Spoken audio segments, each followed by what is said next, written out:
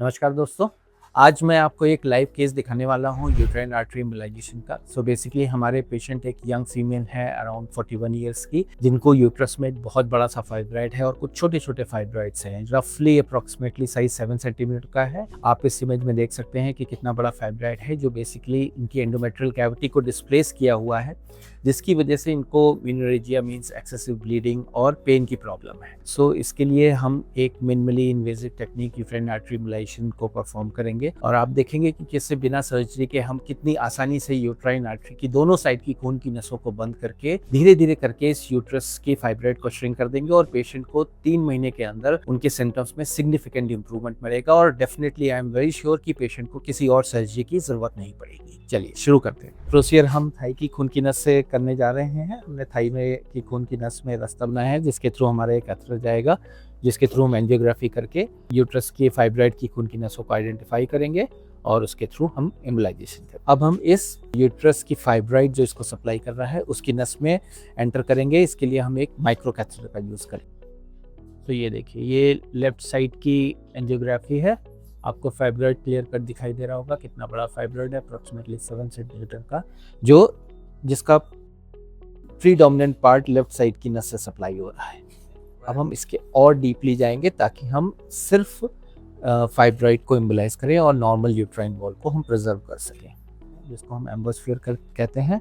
हम इसको यूज़ करेंगे फाइब्रॉइड की नसों को बंद करने के लिए, जिससे हमारा फाइब्रॉइड एम्बोलाइज होगा।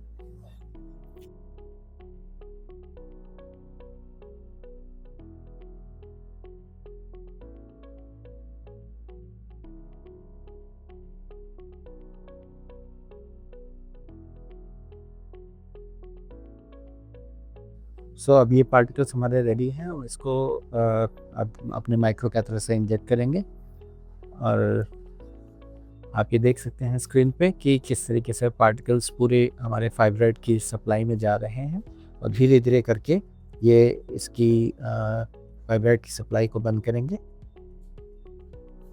हमारे लेफ्ट साइड की आर्टरी में पार्टिकल्स डालने के बाद आप ये देख सकते हैं एंजियोग्राफी में कि लेफ्ट साइड की नस अब हमारी फाइब्रॉइड की जो सप्लाई थी वो पूरी तरीके से ख़त्म हो चुकी है। सिर्फ जो आप ब्लड सप्लाई जाते देख रहे हो, ये आसपास का नॉर्मल हमारी यूट्राइन मसल का ब्लश है, जो कि हमें प्रिजर्व करना होता है।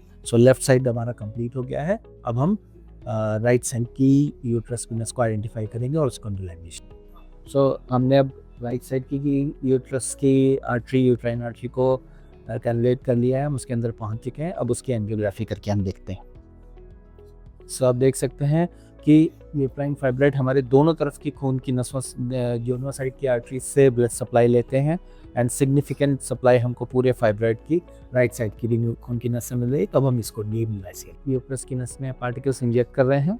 आप ये फ्लोरोस्कोपी पे देख सकते हैं कि किस तरीके से पार्टिकल्स धीरे धीरे करके पूरे फाइब्रॉइड को कवर कर रहे हैं।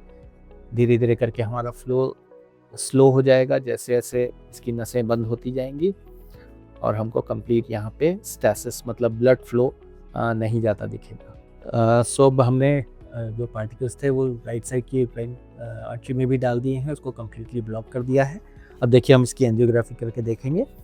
ये देखिए, ये इसकी एंजियोग्राफी है राइट साइड की आफ्टर द पीवे पार्टिकल्स और आप देख सकते हैं कंप्लीट ब्लॉकेज हो चुका है।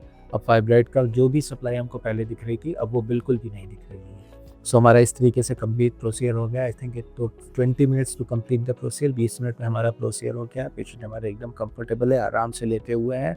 अब कुछ घंटे इनको बेड रेस्ट होगा और मोस्ट लाइकली हम इनको कल सुबह तक डिस्चार्ज कर देंगे। आपने देखा कितना आसान प्रोसीजर है, पेशेंट को कोई डिस्कम्फर्ट नहीं होता है इस प्रोसीजर में एंड बहुत ही एफिकेशियस प्रोसीजर है। अगर आपको इसके बारे में कुछ और पूछना है तो आप मुझसे कमेंट सेक्शन में पूछ सकते हैं।